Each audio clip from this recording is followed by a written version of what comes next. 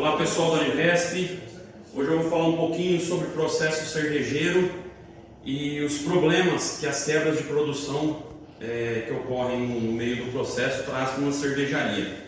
O processo basicamente é converter açúcar de cereais maltados em álcool mediante a legislação que ela permite para fabricar a cerveja. Esse é um processo artesanal de fabricar cerveja. Esse é um equipamento, uma panela cervejeira, uma sala de braçagem, que funciona basicamente a quente. Aqui são adicionados os grãos de cevada, de trigo, os produtos que usam para a fabricação da cerveja, onde a grosso modo é feito um chá dessa cevada, uma infusão a quente. Esse processo é um processo rápido, é um processo de aproximadamente 9 horas por lote de braçagem. Esse é um lote pequeno, é uma cervejaria artesanal, a gente faz um lote de 250 litros a cada 8 horas de processo. O importante disso, onde está quais são os problemas gerados nesse estágio de produção? Primeiro, o bagaço do grão, o resíduo que sobra da cevada, tem necessidade de um descarte. O líquido que sai a 100 graus, que ele passa por uma fervura, ele precisa de um resfriamento. Essa troca de calor é utilizando água da rede, certo? Água tratada. Essa água, até então, ela é descartada. A partir desse processo, essa cerveja é feita, essa troca de calor, ela vem para esse tanque, onde aqui é feito toda a parte de fermentação, maturação, carbonatação da cerveja, até ela ir para a linha de envase. Todos os tanques, independente do volume, fazem a mesma função de um tanque grande, tanque pequeno, enfim, qualquer um deles. O que acontece aqui? Essa é a parte crítica de uma cervejaria. Esse tanque, quando ele fica ocioso, ele faz a quebra na produção que a gente fala. Por quê? Isso aqui tem que ter uma série contínua de saída de cerveja para alimentar o abastecimento externo, a hora que ela é envasada e ela vai para a linha de comércio, certo? O que faz evitar essa quebra? Algumas formas de aproveitamento, principalmente gestão do tempo de processo, certo? Aonde a gente consegue ter um fluxo contínuo. O que é o fluxo contínuo? É ela fermentar, ela maturar, ela passa por um processo de filtragem, invase e segue para a expedição, segue para a parte comercial trabalhar, certo?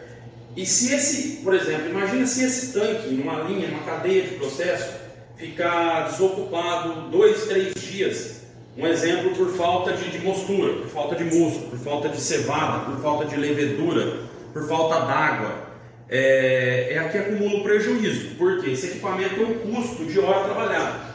O custo fixo da operação está toda instalada, independente do tanque estar cheio ou não, certo? Então, qual que é o objetivo do trabalho? O que a gente precisa? A gente precisa ter uma gestão desse tempo, gestão de matéria-prima, gestão de logística, principalmente interna, para evitar esse desperdício. Outra coisa, esses recursos hídricos, energia elétrica, insumo, levedura. Se você tiver uma cadência de produção, você evita o descarte, você evita desperdício, você evita tratamento de produtos de limpeza que é usado para sanitizar esses equipamentos, e tudo isso é descartado, tudo isso é jogado no meio ambiente. Então a ideia também, não é a principal, mas um dos objetivos do grupo é trabalhar esse cadenciamento de processo de produção a fim de evitar esses desperdícios, a fim de reutilizar água, reutilizar levedura e outros insumos que no meio do processo são necessários.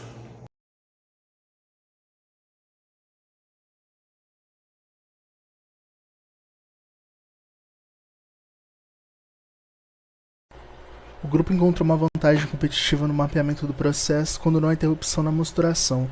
O equipamento suporta inúmeros ciclos contínuos, portanto não é necessário setup e lavagem da máquina, assim economizando produtos químicos e água, diminuindo drasticamente o descarte de fluentes. Aqui é a tela do Arena, onde a gente simulou com a capacidade real de produção. O processo da moagem até o resfriamento, temos a capacidade de 250 litros. A fermentação e a maturação possuem 950 litros, a filtração também possui 920. Então aqui a gente vai simular para ele gerar o relatório em 366 dias, pois ele conta com o dia 0. E o relatório detalhado ele está presente no trabalho.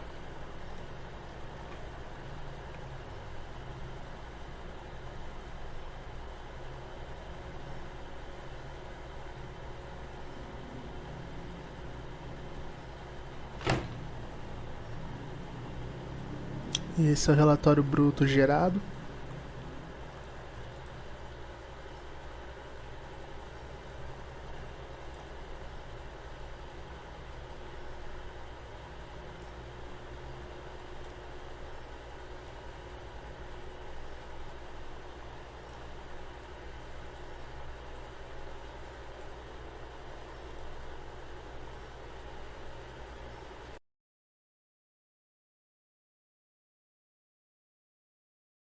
Para a primeira fase da fabricação da cerveja, a gente utiliza a água a 65 graus para iniciar o processo.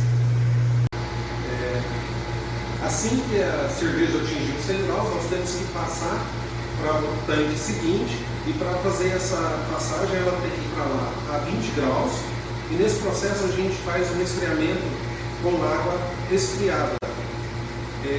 Essa água que sai, que é feita a troca de calor no resfriamento, a gente reaproveita no próximo processo de fabricação para ter uma economia de energia futura.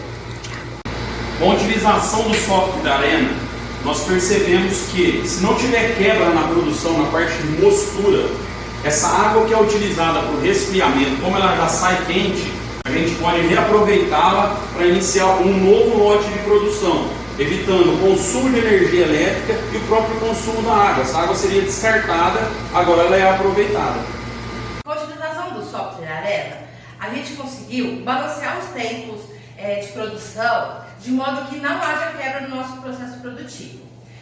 A levedura depositada aqui no final desse tanque, para vocês terem uma ideia, a levedura é o insumo mais caro do nosso processo de cervejaria. Essa levedura ela pode ser aproveitada no próximo lote em até 2 dias. Outro resultado positivo que identificamos depois que nós mapeamos toda a cadeia produtiva do processo cervejeiro é que a parte quente, se a gente conseguir fazer braçagens, mosturações contínuas, uma na sequência da outra, o que acontece? A gente não precisa fazer toda a parte da asepsia primária no conjunto, que utiliza produtos alcalinos para isso, ou seja, a gente tem que descartar isso na natureza de volta, tá? Existe um tratamento e isso gera um custo desse efluente.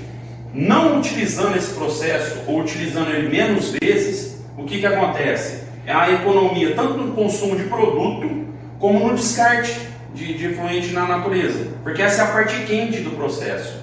Ela aceita lotes contínuos, desde que não há interrupção de mais de 2 horas nesse processo.